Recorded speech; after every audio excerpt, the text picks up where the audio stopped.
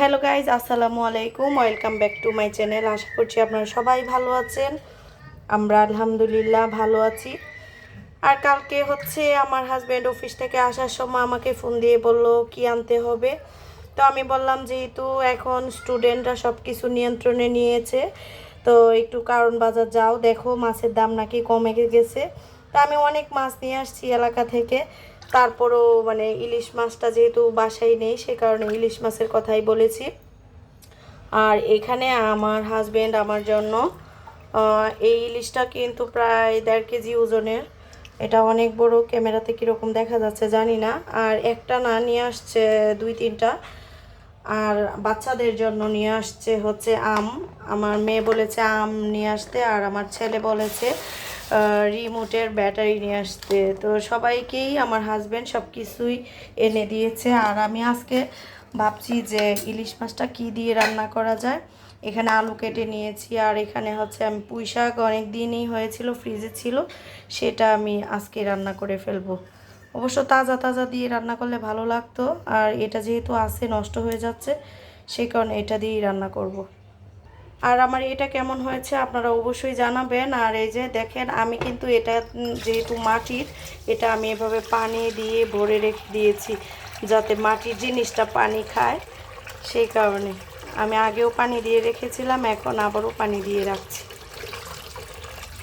এই যে মাটির পাত্রের মধ্যে পানি রাখলে পাত্রটা একদম আমার কাছে মনে হয় যে এটা শক্ত হয়ে যায় আরও পানি খেয়ে।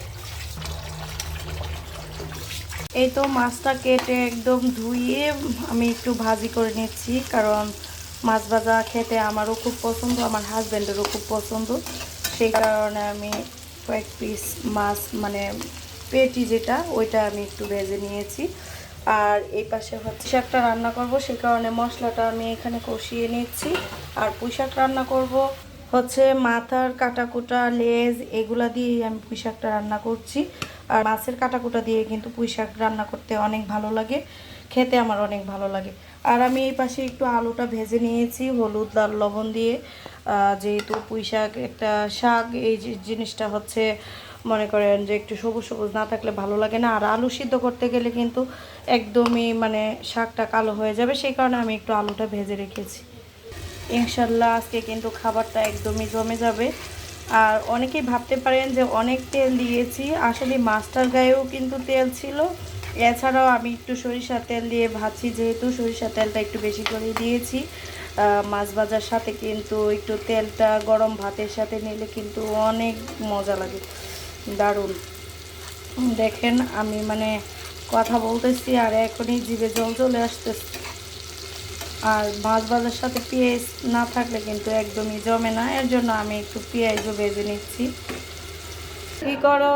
পেঁয়াজ আর আদা, না আদা রসুন, আদা রসুন শেষ। একটু আদা রেখে দিও, পারবি না পা? একটু চা খাওয়ার জন্য এই টুকরাটা রাখলেই হবে। চাটা খাইলে একটু আদা লাগে, আদার চা খাইতে মন চায় মাঝে মাঝে। মশলাটা একদম কষে টকবক টকবক করতেছে, মাছটা দিয়ে দিই। এই তো আমার রান্নাটা একদমই কমপ্লিট হয়ে গেছে। এইখানে মাছ ভাজা, আর এই পাশে পুঁই শাক।